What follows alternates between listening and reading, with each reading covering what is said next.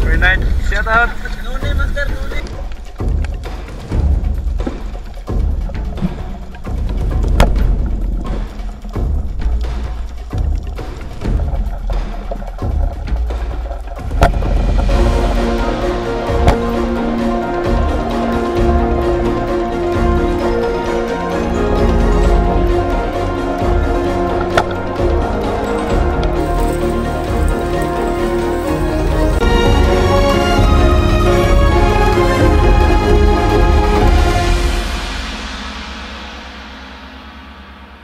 Master, magdadive kami ngayon. Matagal kaming hindi nakabalik dahil may masamang nangyari nung nakaraan. Wala nang ulam, Master. Kaya magdadive kami ngayon, dalawa ni Takloy. Master, ang laki ng low tide mga Master. Karaming nanginhas.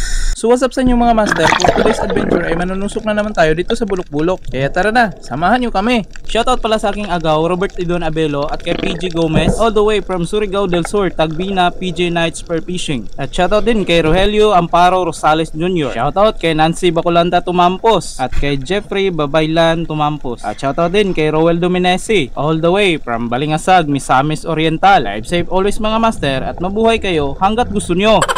At dito ay nakakita pa tayo ng aluman at pinagukod-gukod lang tayo pero hindi pa natin natusok at pinaasa lang pala tayo. Pinasagda na nga natin at bahala na siya sa buhay na dahil wala naman tayo ng amuho sa kanya at hindi naman siya gold kaya maghanap na lang tayo ng ibang isda. At dito ay nakakita na naman tayo ng nukos na papundo-pundo sa ilalom. Buti pa to at hindi nagpagukod-gukod at hinuwatan pa tayo kaya tinusok na natin. Akala natin ay i-kiss na siya nang matusok natin yung makabinhi pero hinulatan talaga tayo kaya bumbuutan talaga ng nukos na ito. May mga isda talaga mga master na napakipot-kipot at napagukod-gukod pero may mga isda din talaga na napakabuutan at hulatan ka talaga kahit gaano ka pa kabisi sa buhay mo. At nagdit-dit pang dalawang ito kaya pinabayaan na lang natin kaya ito lang makabinhi ang tutusukin natin at nakabuhi pa at pagkipot-kipot ka talaga makabinhi ka. At suri na lang makabinhi ka dahil gamay pa talaga ang isda ko ngayon at gukod-gukurin talaga kita kahit saan ka pa magpunta. At mukhang mingaw talaga ang spot dito ngayon mga master kaya nanusok na lang tayo ng kahit anong pwede nating pagkinabangan. At dito ay nakakita tayo ng mga isdang nagmamarites kaya pinili natin yung pinakatsismusa sa kanila at yun ang tinusok natin. At marumaro din pala ang isdang ito at magaling umikiya, siguro ito ang leader nila kaya wala tuloy tayong natusok. At marumaro din ang nukos na dito at inikyasan pa tayo kaya bahala ka na sa buhay mo, wala ko nang amo nimo. Kaya dito lang tayo sa isang ito at maanad pa at hindi talaga tayo inikyasan at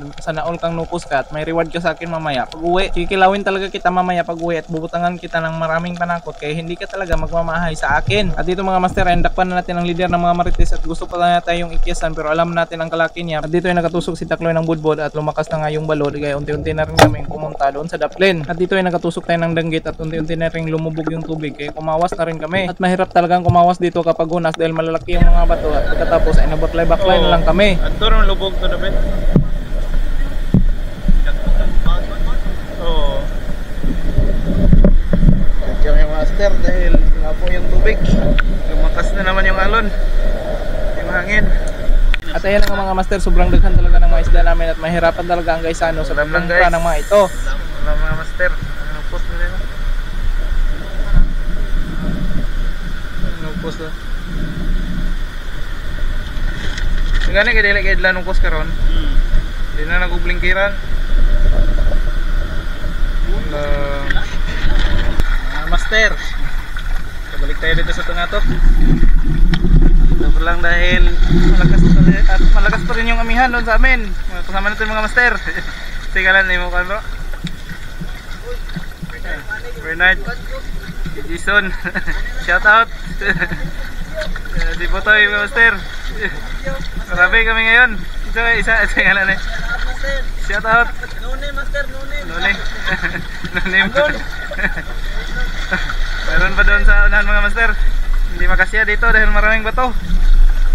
At sa pangalawang dive natin mga master ay dito tayo magda-dive sa tungatok at sobrang daghan talaga ng mga kauban sa atin. At shoutout sa inyong lahat. At sobrang tinaw nga ng tubig mga master at sobrang dami na rin ng mga tuyom na breeding natin at harvestin natin yan pag lumaki na sila. At dubling ingat din tayo dito dahil kapag nahapaan talaga natin yan ay talagang dila lang talaga ang walang labod sa atin. At ayan na nga mga master, ang buhay na mano natin 1 kilo na tiki-tiki at talagang sobrang dako at sobrang taba talaga ng isdang ito. At sobrang sarap din ng isdang ito kapag natilawan mo ay magtiyam-tiyam ka talaga at malilimot ka talaga sa pangalan mo. At may mga maliliit na nukos na patang-atang sa agianan kaya kaya pinahawa na natin, baka mahinaykan pa natin. At sa wakas ay nakasama rin natin si Butoy na kagaling lang magbakasyon doon sa US. At ang tigas talaga ng ulo ng nukos na ito, tumalis ka diyang nukos ka, naku talaga baka mahinaykan kitang nukos ka. At nahinaykan na nga natin yung isa at tigas talaga ng ulo at ayaw talagang muhawa at parang harang talaga sa daan. At tumagam na nga isang ito at biglang humarurot at tumakas na siya. At dito ay nakakita tayo ng dalawang bawis na nagdit-dit, kaya inupok na natin, naku maulas talaga niyo yung mga bawis niyo at dito pa kayo nagdit-dit sa harapan ko. At nag-hire pa nga sila ng lookout at di bali tatlong bawis talaga ang nakita natin at pinili natin yung pinakamalapad at yun ang tinusok natin. At hindi pa nga maayos yung pagkatusok natin at hindi lumapos yung sima at nabalaka talaga tayo, baka makawala yung bawis natin at patuyok-tuyok lang siya, buti na lang ay hindi talaga naibot yung flapper natin. At pagdating natin sa itaas, ginakos na lang natin yung bawis natin at baka makabuhi at tumaroy pa yung mga tunok sa paa natin at para tayong hinilantan. Ang swerte talaga namin sa spot namin dahil malalapad yung mga bawis, pero mag-ingat lang talaga kayo dahil mananabalahay yung mga bawis dito. At nakakita naman tayo ng tiki-tiki drops for baby at tinusok natin at nakita rin tayo ng ipos-ipos na may samad na, kaya tiniwasan na rin natin. At nanusok na rin tayo ng kabatingan at ito yung paborito ni Madam at napakasarap din ng isdang ito. Kapag natilawan niyo ito ay makakalimutan niyo talaga ang pangalan niyo. At dito ay nakakita tayo ng napakalapad ng katambak at sigurado ay nasa kalahating kilo ng katambak na ito, pero tumugbong doon sa kantil at binabayan pa nga tayo. Buti lang ay napulian ng napakalaking pusit at nang papatungan na tayo at nang patungod yung pusit sa ubos natin, kaya tinusok na agad natin. At magkatabi din kami ni Butoy at nakita pa daw ni Butoy ang pusit na ito, pero nahadlok yung pusit kaya dito dumuol sa atin, siguro ay nahadlok yung pusit kay Butoy. Napakaswerte talaga namin sa spot namin mga master dahil bawat upok mo talaga ay makakita ka talaga ng mga isda. At sa sumunod na upok natin ay nakakita naman tayo ng timbungan at sobrang laki talaga ng timbungan na ito at buti na napulian yung katambak at nawala yung konsumisyon sa katambak natin. Medyo nagkonsumisyon din pala tayo doon sa katambak dahil binabayan pa talaga tayo. Tandaan mo katambak ka, kapag nakita tayo sa susunod ay tutusukin na talaga kita. At dito ay binabayan din tayo ng bato dahil hindi natin natusok. Kung mandak ang batog ka, paglaki mo ay babalikan talaga kita. At dito ay nadakpan na natin yung lookout ng mga bawis. Nang mamarites pa kasi siya sa silingan kaya naapsan natin at hindi na talaga tayo magkukumbensa. At baka maukasan na naman tayo. At hindi na nga natin nahanap yung kadit ng malapad na bawis kanina dahil nakapagtago na. At ito na lang yung naapsan natin dahil lang mamarites at nagtitismis pa kasi siya sa silingan niya. At ang blinker nga si Butoy dahil nakakita siya ng sobrang laking buko-buko at napakarami talaga ng mga buko-buko dito sa spot namin. At dahil sa sobrang dami hindi natin tinutusok yung mga buko-buko dito. Kaya itong napakalapad ng kitong na lang ang tutusukin natin at napakalalim pa ang ginalagyan ng kitong na ito. Buti na lang ay naabot pa natin kay hinangos-hangos talaga tayo at kinapoy-kapoy at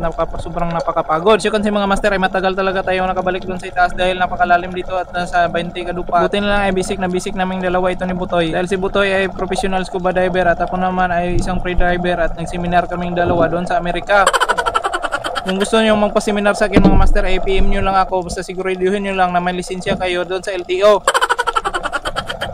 At dito mga master ay tutusukin natin yung pawikan, kaya lang may narinig tayo ng kakaibang tunog, kaya sa susunod na lang kapag may pangpiyansa na tayo. At dito mga master ay nakikita tayo ng sobrang laking sulid at napakaswerte talaga namin sa spot namin dahil napakarami ng mga sulid. Sobrang dagko at unlimited pang mga sulid dito, kaya kami ni Butoy ay want to sawa talaga sa panulusok ng mga sulid. Ang problema lang sa mga sulid namin mga master ay napakagaling talagang maglikay-likay at pinaganahan pa nga tayo dahil nakatusok tayo ng isang sulid. Pero yun lang ang huling sulid na natusok natin mga master dahil nag-seminar pa lang mga sulid na ito kung paano maglikay sa mga pana. Kaya si Butoy dito ay napagod at kinapoy talaga sa kahabol ng mga sulid na napakagaling lumikay. Kaya namuot talaga tayo dito sa itaas kapanood kay Butoy na grabe ng bukod-bukod niya sa mga sulid pero hindi siya nakatama. At ito mga master ay nakikita naman tayo ng sobrang laking sulid at pinikatan lang tayo at diniwalan at binabayan. At humanda ka talagang sulid ka at hindi talaga kita papasailuin. Makikita mo talaga kung sino ang kinakalaban mo.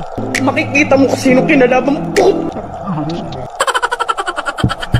At sa wakas ay nakabawas din si Butoy at natusok niya yung sulid na ng pagkukod-bukod sa kanya. Pero mas marami talaga ang nakaikis kaysa sa natusok namin at na-high blood talaga kami sa mga sulid na ito. Kaya nanusok na lang tayo ng mga nukos at buti pang mga nukos na ito at sobrang anad at hindi tayo inaikiyasan. At pagdating sa unahan ay nakakita na naman tayo ng sulid at binababayan tayo at pinipigatan, kaya na-high blood talaga tayo sa mga sulid na ito. At may marami pa tayong mga sulid na hindi natusok at may marami tayong mga sipyat na hindi na natin binidyo dahil baka maawawan pa tayo. Kaya ito na lang mulmul ang tutusukin natin dahil hindi siya maidla at nakapundo lang sa ilalim ng bato at madaling tusukin. Sobrang anad talaga ng mga mulmol dito sa amin at naninitsit pa kapag ikaw ay dumaan at talagang madalay mo lang makikita. At sobrang sarap at sobrang lamig din ng mga mulmol dito sa amin at siguradong hanap-hanapin mo talaga kapag natilawan mo ito. At ahon na tayo dahil nabugatan na tayo sa mga buyot natin at hindi na tayo makakalangoy dahil sa sobrang bugat. At ito na nga yung mga tunay-tunaylada natin mga huli ng mga isda. At ipapadala pa natin doon sa China dahil nag-order sila sa atin ng isang barkong isda dahil paborito daw talaga nila ang mga isda na galing sa Pilipinas. Iwan ko lang talaga kung hindi kayo mapuraan, kayo mga insi kayo, bakit yung mga isda dito sa Pilipinas yung talaga yung tinitira ninyo.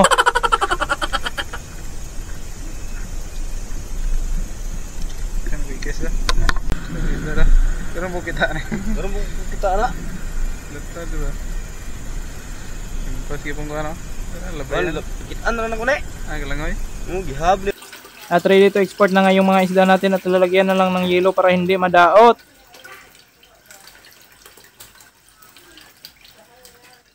Pero sabi ni Madam ay wag daw ibaligya ang lahat at sisinlan daw siya dahil isusugba niya yung bawis at saka yung kitong. At dito ay binutangan ni Madam ng asin yung mga isda at inilagay niya doon sa uling. At sobrang sarap at sobrang lamig talaga ng mga isda na ito mga master kapag isinugba mo at siguradong mapapakain ka talaga ng mga bahaw at mabubungkag at malulugmok na naman ang mga bahaw dito. At kapag mga ganitong isda talaga mga huli mo mga master ay siguradong mananambok talaga ang asawa mo dahil wala talaga sa vocabulary nila ang diet. At tingnan niyo mga master ay sobrang sarap at sobrang lamig talaga ng mga isda natin at sana ay na-enjoy kayo sa panonood. At hanggang dito lang muna tayo dahil baka magtulo-tulo na naman ang mga laway ng mga marites na nanonood sa atin. At huwag kalimutang i-share ang ating video. Paalam!